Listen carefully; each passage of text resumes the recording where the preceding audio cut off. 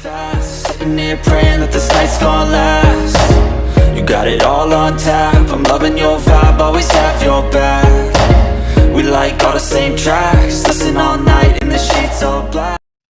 Salam sejahtera Malaysia, selamat datang ke channel Fels Lifestyle. Info padu, info hangat disediakan di dalam channel ini. Satu isu hangat, satu penegasan ataupun pendedahan daripada Ketua Hakim Negara yang pasti mengejutkan ramai orang. Tidak kira kepimpinan politik dari pembangkang maupun kerajaan, dan sudah pasti kepada 30 juta rakyat Malaysia.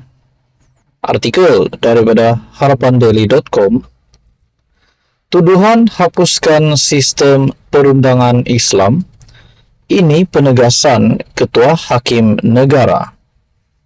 Artikel pada Januari 15, 2024.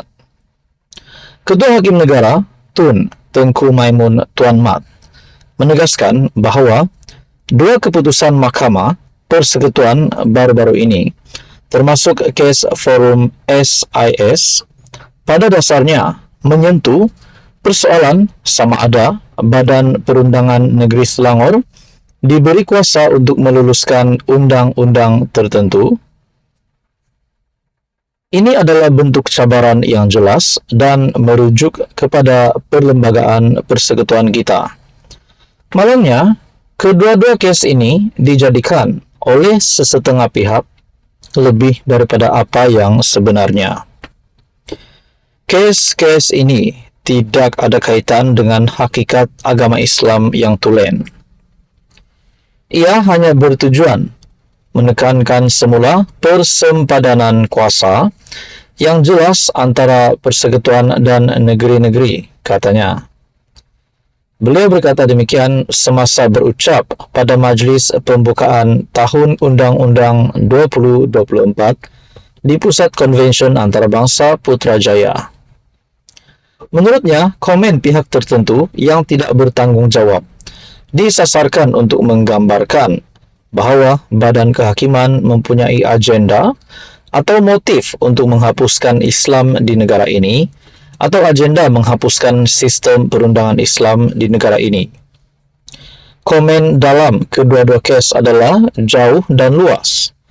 Dalam sesetengah bahagian, komen-komen ini secara tidak wajar mempersoalkan kepercayaan pribadi hakim tertentu atau malah motivasi mereka dalam membuat keputusan sedemikian. Di satu sudut lain, komen sedemikian menimbulkan kebencian dan niat jahat dalam kalangan orang ramai terhadap Badan Kehakiman atau kebimbangan terhadap keputusan nanti yang dianggap telah diputarbelitkan. Di sudut lain pula, orang ramai dihimpunkan dan kehadiran mereka digunakan untuk menakut-nakutkan para hakim. Contoh ini menunjukkan bagaimana kebebasan hakim, kehakiman terhakis, dan bagaimana keyakinan orang ramai terhadap Badan Kehakiman terjejas, kata Tengku Maimun lagi. Ini pasti satu isu yang menggemparkan seluruh kepimpinan politik dan seluruh Malaysia. Apa komen Anda? Sekian saja, teruskan bersama di dalam channel ini. Jangan lupa tekan butang like, share, dan juga subscribe. Halo semua, salam sejahtera Malaysia. Selamat datang ke channel Fels Lifestyle. Tuan-tuan dan puan yang amat dihormati semua, rasuah. Lagi-lagi kita dengar berkaitan dengan rasuah yang berlaku di Malaysia. Nah, terbaru, terdapat dua kerajaan dahulu yang terlibat dengan salah guna dana berjumlah RM700 juta. Dan tempoh yang dikeluarkan adalah pada tahun 2020 sehingga tahun 2022, di mana pada sepanjang tahun tersebut terdapat dua Perdana Menteri yang memimpin. Pertama, Muhyiddin Yassin, dan kedua Ismail Sabri Yaakob.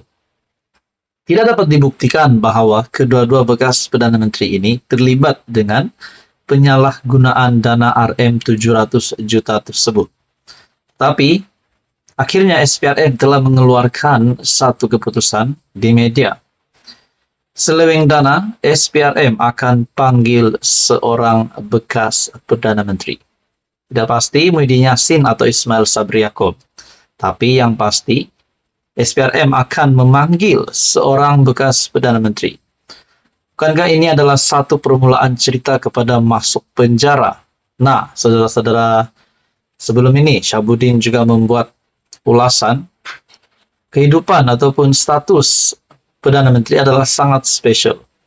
Di antara 30 juta rakyat Malaysia, mereka dipilih menjadi Perdana Menteri. Semua Perdana Menteri itu. Tetapi akhirnya selepas menjadi Perdana Menteri, Ismail Sabri Yaakob dikatakan terlibat dengan siasatan ini dan dipercayai beliau adalah yang akan dipanggil SPRM. Begitu juga Muhyiddin Yassin yang kini terlibat dengan kes mahkamah. Najib Razak kita jangan cakaplah, beliau hari ini sedang berdepan dengan hukuman penjara. Tetapi saya amat respect kepada semua Perdana Menteri, bekas Perdana Menteri ini, disebabkan mereka pernah memimpin negara. Nah, kenyataan daripada SPRM ini dipercayai, ataupun dalam satu artikel, Ketua Pesuruhjaya SPRM, Tan Sri Azam Baki, mengesahkan seorang bekas Perdana Menteri dan bekas pegawainya akan dipanggil dalam masa terdekat untuk membantu siasatan susulan dakwaan penyelewengan dana kerajaan bernilai jutaan ringgit. Ia berkata demikian ketika ditanya pemberita, ada Perdana Menteri ke-9 akan menjadi orang terakhir di siasat. Siasatan lebih kepada bagaimana dana kerajaan dibelanjakan dan syarikat-syarikat yang mendapat dana, itu penting. Kami telah pun panggil syarikat-syarikat berkaitan. Mantan Perdana Menteri dan juga mantan pegawai-pegawai yang terdekat dengan dia akan dipanggil.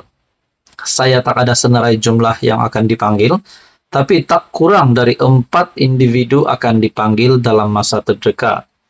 Katanya buat masa ini hanya seorang bekas Perdana Menteri dipanggil. Nah, persoalannya adakah Tan Sri Muhyiddin Yassin atau Ismail Sabri Yaakob? Walaupun namanya tidak disebut secara khusus, Azam dipercayai merujuk kepada Ismail Sabri Yaakob yang memimpin Kerajaan Perikatan Nasional dan Barisan Nasional sebelum ini. Malaysia kini melaporkan SPRM memulakan siasatan terhadap dakwaan rasuah yang dikaitkan dengan Ismail. Selain anggota Parlimen Berak, beberapa bekas pegawainya turut disiasat, termasuk pembantu Ismail yang dilantik secara politik ke jawatan kanan di pejabat Perdana Menteri pada masa itu.